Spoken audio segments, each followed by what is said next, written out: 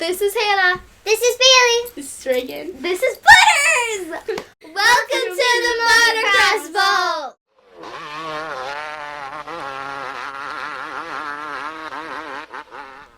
Hello, this is Tony Blazer back on another video for the Motocross Vault. And what I'm going to do in this one, I'm going to cover the all-new for 1986 Suzuki lineup. I'm going to do that through the use of a couple of brochures I have here. I don't know if any of you are aware, but I have a really extensive brochure collection. I use them for my articles I write on Pulp MX and also for these videos I produce on here. Always loved brochures. I've been collecting them since I was a little kid. Used to go to the bike shops well before I even could get a motorcycle. My parents, as I had said in previous videos, weren't down with motorcycles, but I always wanted one so bad. So I go check them out at the bike shop and grab the brochures and dream a little bit. I kept all those over the years. I have hundreds of them going back to the late 70s. And then the ones I didn't have previous to that, I actually went back through eBay and other places and got them. So I have a really great collection. I have pretty much every year for most of the brands. This one's going to cover 1986, as I said. This is the U.S. brochure for 86, the all-new RMs. I also have a Japanese version, and I always try to collect a couple different versions of these if I can get them. The European and Japanese versions sometimes are different. They have different photos, and why these things are so great is because they have a lot of technical information in them a lot of times, and I try to use that stuff when I'm presenting the picture of the motorcycle. It's hard to find that information online a lot of times now. If you don't have the brochures talking about the bikes when they were new or the magazine tests, it can be real difficult to find this stuff online. So I use this as a great resource. It has a lot of technical photos, talks about things like how the power valves work and all this kind of stuff that's, unless you have a motorcycle in 86 in your garage, you're not going to know how that stuff works. So this helps me tell the story, and I love this stuff. It's super interesting, and kind of bums me out that brochures are, almost gone away. I sell cars for a living, and, we almost don't even have brochures anymore because everything's online. And the motocross manufacturers the same way. They don't have these wonderful paper brochures. Unfortunately, try to look up a 2012 RMZ 250 brochure online. It's gone. As soon as the new stuff comes out, it's the manufacturer takes it off their website. But this stuff here is 40 years old, 30 years old, and it's still here. I have it, and I can archive it for everybody to enjoy. So this one is going to cover the 86 RMs. They were all new that year. Not really all better, but definitely all new. The RMs by this point were down to 3 models. They had RM 500 had been, at least in the U.S. market, had been retired in 1985. I think they were overseas available, maybe in Canada and some other markets. But after 84 here in the U.S., we only had the 250, 125, and 80. And like I said, they were all new this year. Bit of a mixed bag in terms of most people's opinions on the motorcycles. But it's cool to look back at this stuff now. So if you like this sort of thing, check out the other ones I've done. I've covered some more model years, looking at the brochures. Did Yamaha 1, Honda 1, I think maybe 87 on the CRs, and did a lot of more in-depth bike reviews and look backs on my channel. So if you like this kind of thing, check them out. Subscribe, ding that little bell, share it on social media. I would very much appreciate it, and help me grow the channel. Like I said, it would be greatly appreciated. So here's the story of the 1986 RM lineup. Starting off this look back in 1986, we have a cover photo here with Eric Kehoe, who was Suzuki's biggest probably star in 1986. Although I guess you could count Bob Hanna was on the team, but he was really riding part-time at this point. He had just moved from Honda and was really kind of in a development role. He rode a few races, but Kehoe was kind of like the big gun along with George Holland at the time. Now, I got to be honest, I have kind of a love-hate relationship with these mid-80s Suzukis. I love the looks of the color combo. This yellow and blue, just loved it. I love the blue motors. I loved it so much that when I had my 78 Honda Elsinore at the time, I painted the motor blue, which I still regret to this day. But at the time, I thought it was cool. I thought these bikes had a really cool color combo, but the body work was just awful.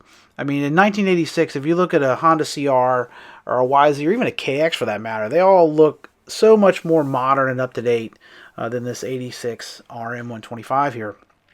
This bodywork really didn't look a whole lot different than it had in 1984, and I didn't think it was particularly attractive in 1984.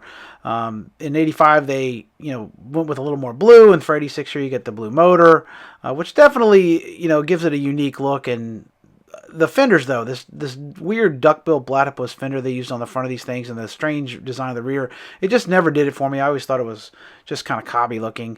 The tank and the shrouds don't look like they are really made to go together, and there's just big gaps in the body. It just looks like the fit and finish is pretty poor on these bikes, and it was kind of indicative of the overall performance this year, because really The RMs weren't world beaters in 85, but for 86, they took a step back in a lot of ways. The one claim to fame they had all those years in the early 80s was their full floater rear suspension, which was a unique design that compressed the shock from above and below. But for 1986, they completely shelved that design and went with an all-new eccentric cam design. Now what that was instead of having levers at the top and the bottom, it was a bottom link, and the reason they did that was probably actually multifold. At the time, all the magazines referred to the fact that the full floater was expensive to produce, also very cumbersome overall, high maintenance. It also had a very high center of gravity. If you look at the original full floater design, it's got a lot of hardware high up in the chassis, made it difficult to package the airbox. There was a lot of reasons, kind of like the original Unitrack design, where it wasn't maybe the most space efficient design. Designs like the ProLink were certainly much more space efficient and actually offered a much lower center of gravity. Now there was also an issue though, where Suzuki apparently had gotten itself embroiled in a pretty nasty patent fight with a gentleman by the name of Donald Richardson, who had actually come to Suzuki with a early kind of prototype for the full floater, and quite frankly, it looks like Suzuki actually stole that design from him. He had showed them how it worked and given them all the information about how his suspension system was going to improve performance, and then they went ahead and declined to buy it from him and more or less stole the idea. So he had brought a lawsuit against Suzuki in the early 80s. So I'm sure the litigation had something to do with it. I don't think the resolution of the lawsuit was till several years after this, but certainly Suzuki knew they were catching heat at this point. So it was in their best interest to move away from the full floater design, even though it was, by most accounts, probably the best suspension system available at the time. So the fact that they were getting sued, clearly in the wrong here. They ended up losing that case. And also the space efficiency issues, I'm sure, were true to some extent. Like I said, the magazines didn't cover any of the lawsuit stuff. I don't remember ever reading about it, but I'm sure both of those things factored into their decision to move away from it. In any case, this new 86 design ended up being, a much more inferior in terms of performance. Even though it did offer a much lower center of gravity and was much more space efficient, more in line with what everybody else was doing at the time, other than Kawasaki, I guess, who still had a big dog bone linkage on theirs. This new lower link had a lot of stiction, meaning a lot of friction in the lower end. It as I said, it moved on a eccentric cam, which varied the ratio as the shock moved through its travel, but there was a lot of drag in the system. Some magazines commented that the shock didn't even need to have damping. There was so much drag in the eccentric cam. So it was a full floater in name only. One interesting thing you'll see here in this Japanese version of the brochure I have, they actually call it a E full floater in the back, which I assume is eccentric full floater for the eccentric cam. This is the only place I've ever seen this, is in this Japanese version of the brochure. The text is in Japanese, so I can't tell you what it says, but I assume that's probably what they're talking about. I do find it interesting, as well as a side note, that the Japanese bikes always have all the writing on the motorcycle is in English. The logo, everything is English, even though this is clearly a Japanese market machine. So all the text in the brochure is in Japanese except for the name and stuff. So I thought that was kind of strange. But in any case, the RM125 was all new this year. Had an all new frame with some oval section tubing. As I said, the redesigned rear shock and rear suspension system. The motor continued to use what they called a power reed design, which was a semi-case reed engine design that Suzuki had been using since the 1976 RMs came out. So clearly it had been around for 10 years at this point. It was kind of tried and true. Really, Suzuki is the only manufacturer I know that used this. I think Honda had kind of a similar system on one of their works bikes in the mid-70s, but in general, production-wise, Suzuki was the only one I'm aware of that used this design. The 125 and the RM80 this year still use the semi-case reed power reed design. The 250, though, did get a regular traditional reed valve engine in 1986. Now, on the 125 and 250, the engine was completely redesigned and added a power valve for the first time as well. Now, this power valve was more like what's similar to what Honda was using with their ATAC system, which is the ATAC, meaning that it was an exhaust resonator. It didn't vary the exhaust port timing any. Like the Yamaha version actually had a little sliding drum that changed the port timing, changed the piston overlap as the piston went up and down, changed the amount of fuel, and I was actually really changing the amount of exhaust getting out. The Suzuki version here, the first time, it did not do that. It was just an exhaust resonator. What that meant was it changed the volume of the head pipe, essentially in the same way the ATAC did. In theory, giving you essentially two pipes in one. At low RPMs, you would open this little expanded chamber here on top of the cylinder up. It would increase the exhaust volume, be like having like a torque pipe on, and then at higher RPMs, little centrifugal ball governor would close that off and give you like a straight through shot to the exhaust and giving you kind of rev pipe. The idea was to give you two designs.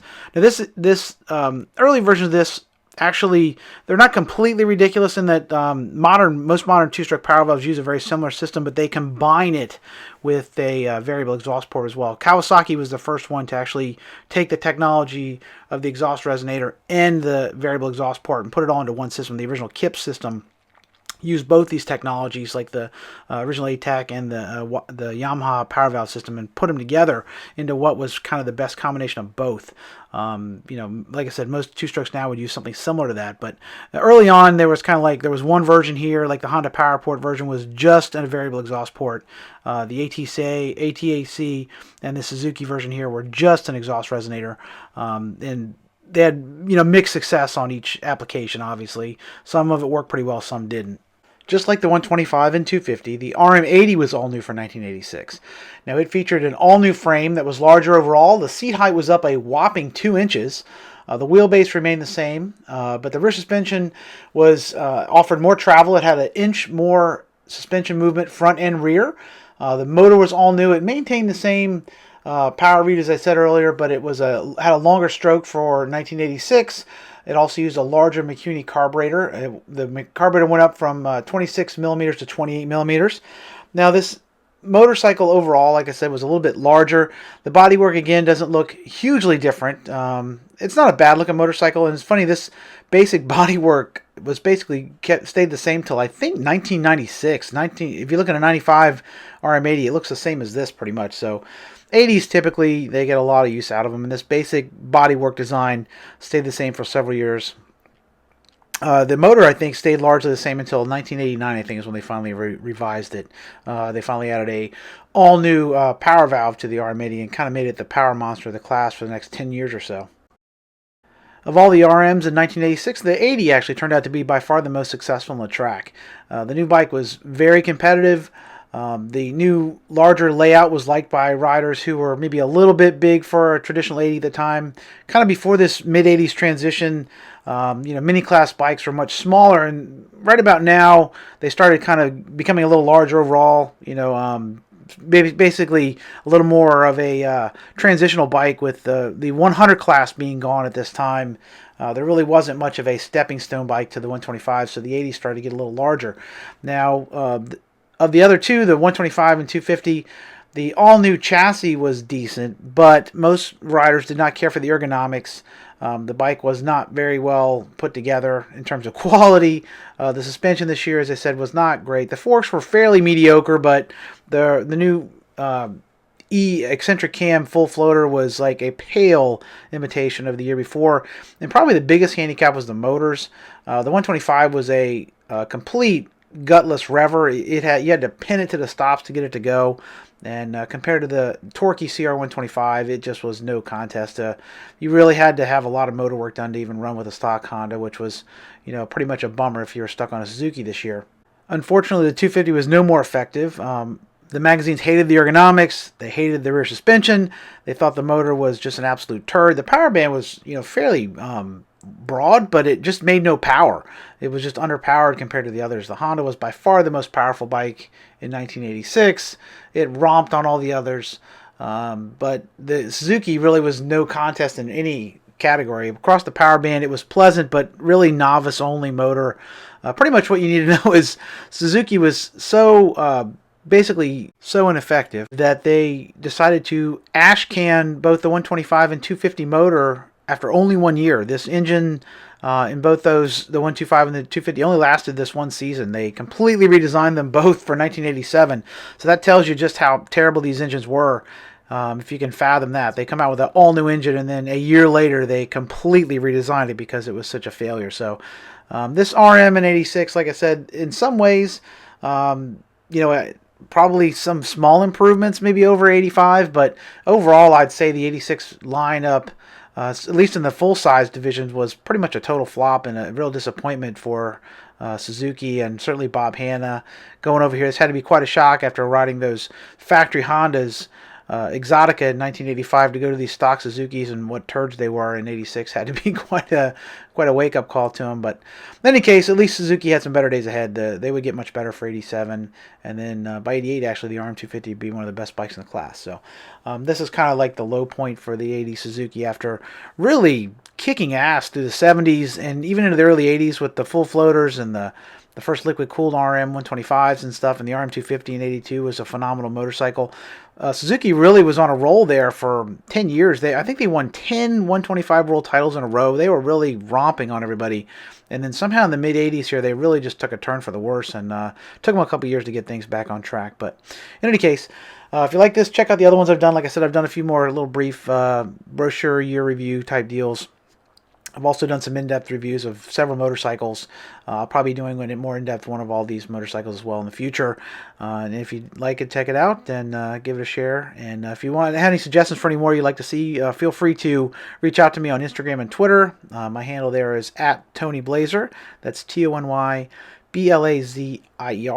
I've also written an in-depth review of the 86 RM125 at pulpmx.com. You can check that out there. I will be doing one of the 250 when I get around to it eventually. These articles take quite a lot of work and time, so I get around to them very slowly, but I will get there eventually. And I hope you enjoy this, and until we meet again, peace.